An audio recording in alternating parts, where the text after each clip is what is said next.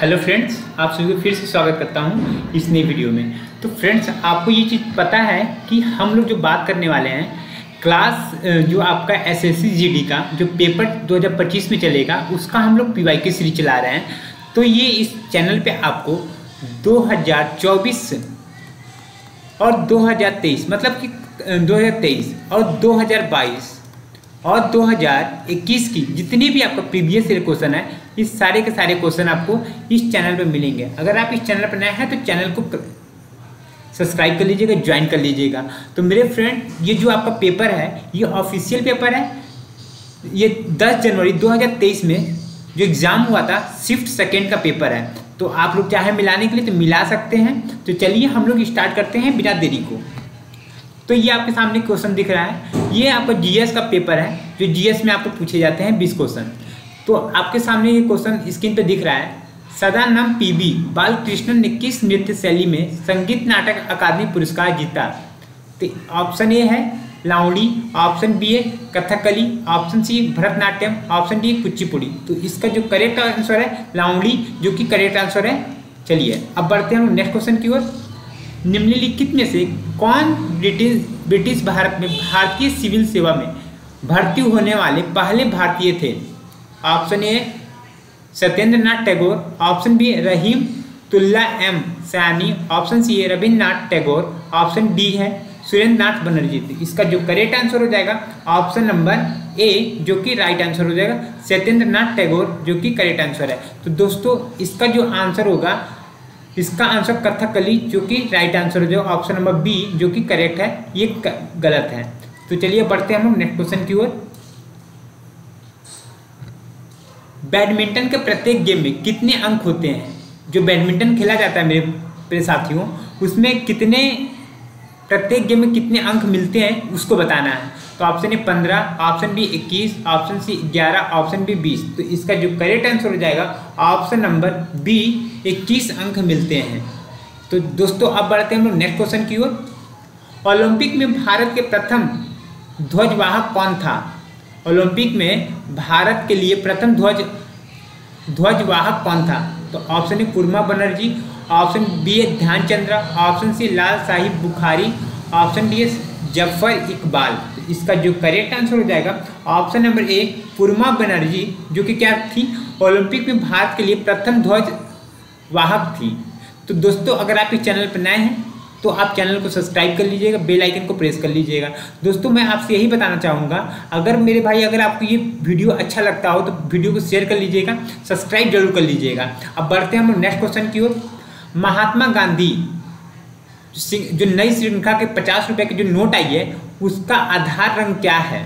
Option A चॉकलेटी भूरा, option B स्लेटी, ऑप्शन सी फ्लोरोसेंट नीला, या ऑप्शन डी है हल्का बैगनी। तो इसका जो करेक्ट आंसर हो जाएगा ऑप्शन नंबर सी, जो कि करेक्ट आंसर हो जाएगा। अब बढ़ते हैं हम नेक्स्ट क्वेश्चन की ओर। निम्नलिखित में से कौन सा आंध्र प्रदेश का एक शास्त्रीय नृत्य रूप है? तो option A Bharatanatyam, option B Mohiniyattam, option C Kuchipudi, option D है मणिपुरी। तो ये तो आपको पता है मणिपुरी कहाँ का, मणिपुर का है, ठीक है। तो शास्त्रीय नृत्य, आंध्र प्रदेश का शास्त्रीय नृत्य क्या बताना है, तो आपको पता है तो आप कमेंट करके बता सकते हैं। तो वो आंध्र प्रदेश का शास्त्रीय नृत्य जो है वो आपका कुचिपुड़ी हो जाएगा, ठीक है मेरे भाई। चलिए अब बढ़ते हैं नेक्स्ट क्वेश्चन की ओर। देखिए, ये आपका केमिस्ट्री से क्वेश्चन है। रेडॉक्स अपक्रिया की पहचान कीजिए। तो रेडॉक्स अपक्रिया की पहचान करना है, तो इसमें से जो करेक्ट आंसर हो जाएगा, ये करेक्ट आंसर आपको बताइए कौन सा होगा। MnO2 + 4HCl। जब MnO2 से MnO2 का जब 4HCl से हम लोग जब अपक्रिया करवाते हैं तो ये हमारे सामने प्रोडक्ट बन के आता है, ठीक है। MnCl12 और MnC12 आता है, प्लस 2H2 आता है, प्लस C12 आता है, ठीक है। इतना चीज़ आपको समझ में आया। तो इसका जो करेक्ट आंसर हो जाएगा आपका ये वाला करेक्ट आंसर हो जाएगा ऑप्शन नंबर सी, जो कि राइट आंसर हो जाएगा। अब बढ़ते हैं हम लोग नेक्स्ट क्वेश्चन की ओर। डैश के हिंदू महीने में हिंदू देवता भगवान शिव के सम्मान में महाशिवरात्रि मनाई जाती है? Option A Kartik, option B Chaitra, option C Phagun, option D Vaishakh. तो बताइए, भगवान शिव के सम्मान में हम लोग महाशिवरात्रि मनाते हैं, जो हिंदुओं का पर्व है महाशिवरात्रि, इसको धूमधाम से मनाते हैं। वो किस दिन में मनाते हैं? या आपको कार्तिक में मनाते हैं? कार्तिक में तो नहीं मनाते हैं, चैत्र में मनाते हैं, या फागुन में मनाते हैं, या बैसाख में मनाते हैं। तो इसका जो करेक्ट आंसर हो जाएगा ऑप्शन सी हो जाएगा, फागुन के समय में हम लोग मनाते हैं, ना चैत्र में मनाते हैं ना बैसाख में मनाते हैं। तो चलिए अब बढ़ते हैं हम लोग नेक्स्ट क्वेश्चन की ओर। जो पंचम पंचवर्षीय योजना जो और षष्ठम पंचवर्षीय योजना के बीच की योजना को हमने क्या रूप दिया था, क्या नाम हम लोग ने दिया था? तो ये चीज़ को हम लोग को जानना है। देखिए, जो पंचम पंचवर्षीय योजना था और षष्ठम पंचवर्षीय योजना के बीच की योजना को किस रूप से हम लोग जानते हैं? तो अग्रिम होता है, ऑप्शन बी समानता होता है, ऑप्शन सी आवर्ती होता है, ऑप्शन डी एकीकृत। तो इसका जो करेक्ट आंसर हो जाएगा ऑप्शन सी जो होगा आवर्ती, जो कि राइट आंसर हो जाएगा। ठीक है दोस्तों, अब समझ में आ रहा है आपको? चलिए अब बढ़ते हैं हम लोग नेक्स्ट क्वेश्चन की ओर। हेनसांग जी जो थे आए थे हमारे यहाँ देश में, तो उनके अनुसार जो नालंदा बौद्ध मठ था, ठीक है, नालंदा बौद्ध मठ था, इसके अंदर प्रवेश करने के लिए कठिन प्रश्न पूछे जाते थे। हाँ, तो वो कौन पूछता था, वो चीज़ के बारे में आपको बताना है। तो ऑप्शन ए मठाधीश पूछते थे, या द्वारपाल पूछते थे, या ऑप्शन सी है सबसे छोटे भिक्षु पूछा करते थे, या ऑप्शन डी सबसे बड़ा भिक्षु पूछा करते थे। तो इसका जो करेक्ट आंसर हो जाएगा ऑप्शन नंबर बी, जो कि राइट आंसर है, द्वारपाल पूछा करते थे। नालंदा जो मठ था उसके जो द्वारपाल थे वो जो नए लोग आते थे, इनको प्रवेश करने से पहले इनसे क्वेश्चन किया जाता था। ठीक है दोस्तों, अगर आपको वीडियो समझ में आ रहा होगा, पसंद आ रहा होगा, चैनल को जरूर सब्सक्राइब कर लीजिएगा। आपको इसी तरीके से क्लासेस पूरा एसएससी जीडी का 2025 का पूरे पीवाई के तरीके से आपको चलाया जाएगा, जो कि आपके एग्जाम के लिए बहुत ही बेनिफिशियल साबित होगा। और मैं आपको 5 साल का पूरा प्रीवियस ईयर कराऊंगा दोस्तों, 5 साल का पूरा प्रीवियस ईयर आपको इस चैनल पर कराया जाएगा। तो आप इस चैनल को सब्सक्राइब कर लीजिएगा। ठीक है, अब बढ़ते हैं हम लोग नेक्स्ट क्वेश्चन की ओर। अक्टूबर 2022 तक भारतीय कम्युनिस्ट पार्टी के महासचिव कौन है? भारतीय कम्युनिस्ट पार्टी के महासचिव कौन है? Option A Sitaram Yechury, option B D Raja, option C Indrajit Gupta, option D A Vinay Vishwam. तो इसका जो करेक्ट आंसर हो जाएगा ऑप्शन नंबर बी, जो कि करेक्ट आंसर हो जाएगा। अब बढ़ते हैं हम लोग नेक्स्ट क्वेश्चन की ओर। स्किल इंडिया मिशन की शासी परिषद की अध्यक्षता किसने किया था? ऑप्शन ए मुख्यमंत्री ने किया था, कि राष्ट्रपति ने किया था, कि प्रधानमंत्री ने, कि गृह मंत्री ने? तो इसका जो करेक्ट आंसर हो जाएगा, किसने किया था? ऑप्शन सी प्रधानमंत्री जी ने किया था, जो स्किल इंडिया मिशन की। चलिए अब बढ़ते हैं नेक्स्ट क्वेश्चन की ओर। देखिए, अर्थव्यवस्था के प्रत्येक क्षेत्र द्वारा सकल घरेलू उत्पाद, ठीक है, क्या होना? सकल घरेलू उत्पाद में किए गए योगदान को सकल घरेलू उत्पाद की डैश कहा जाता है। तो क्या कहा जाता है?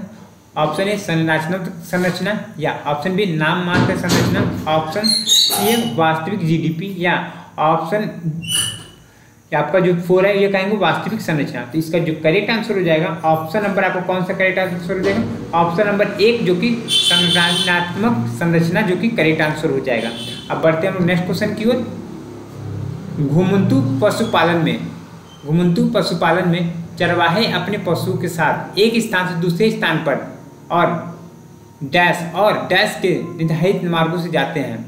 ऑप्शन धन और जल, ऑप्शन बी आश्रय और धन, ऑप्शन सी चारा और जल, ऑप्शन डी आश्रय और चारा। तो इसका जो करेक्ट आंसर हो जाएगा ऑप्शन नंबर सी, चारा और जल के लिए जाते हैं। चलिए अब बढ़ते हैं नेक्स्ट क्वेश्चन की ओर। निम्नलिखित में से किसे सितंबर 2022 में त्रिपुरा भारत से राज्यसभा के सदस्यों के रूप में निर्वाचित किया गया था? ऑप्शन ए अरुण सिंह को, या ऑप्शन बी मरियम रेंगमा को, ऑप्शन सी राधा मोहन दास को, या option D A Biplab Kumar Deb को। तो इसका जो करेक्ट आंसर है, कौन सा करेक्ट आंसर हो जाएगा? इसका correct answer option number D, Biplab Kumar Deb को कहा गया था। दोस्तों, अगर आपको वीडियो पसंद आया तो चैनल को जरूर सब्सक्राइब कर लीजिएगा। आप अगर चाहें सुझाव देने के लिए तो कमेंट भी आप कर सकते हैं। कमेंट करके आप लोग हमको बताइए कौन सा सब्जेक्ट आपको पढ़ना है, तो उसी हिसाब से हम लोग भी सोचेंगे कि हाँ आप लोग के लिए ये टॉपिक बनाना जरूरी है। तो चलिए दोस्तों, अब आगे बढ़ते हैं नेक्स्ट क्वेश्चन की ओर। भारतीय संविधान का कौन सा अनुच्छेद जीवन और व्यक्तिगत स्वतंत्रता के संरक्षण से संबंधित है? ऑप्शन ए अनुच्छेद 19, ऑप्शन बी अनुच्छेद 21, ऑप्शन सी अनुच्छेद 20, ऑप्शन डी अनुच्छेद 22। तो इसका जो करेक्ट आंसर हो जाएगा ऑप्शन नंबर बी जो कि करेक्ट आंसर हो जाएगा अनुच्छेद 21 जो कि राइट आंसर है। अब बढ़ते हैं नेक्स्ट क्वेश्चन की ओर। निम्नलिखित में से कौन सा मामला फौजदारी कानून का मामला नहीं है? ऑप्शन ए हत्या, ऑप्शन बी दहेज के लिए प्रताड़ित करना, ऑप्शन सी चोरी, ऑप्शन डी तलाक का मामला। इसका जो करेक्ट आंसर हो जाएगा ऑप्शन नंबर, कौन सा correct answer? Option number D जो कि करेक्ट आंसर हो जाएगा। अब बढ़ते हैं हम नेक्स्ट क्वेश्चन की ओर। 2011 की जनगणना के अनुसार भारत में सर्वाधिक महिला साक्षरता दर वाले राज्य का नाम बताइए। मिजोरम है, केरल है, कर्नाटक है, महाराष्ट्र। तो इसका जो करेक्ट आंसर हो जाएगा ऑप्शन नंबर बी जो कि करेक्ट आंसर हो जाएगा केरल हो जाएगा। अब बढ़ते हैं नेक्स्ट क्वेश्चन की ओर।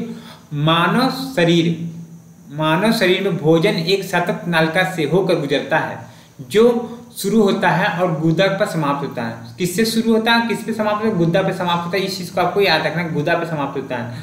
तो अमाशय, मुख गहर या ग्रास नली या मलाशय। तो इसका जो करेक्ट आंसर होता है मुख गहर से स्टार्ट होता है। ठीक है, मुख गहर से स्टार्ट होता है, गुदा पे जाके समाप्त होता है मेरे भाई।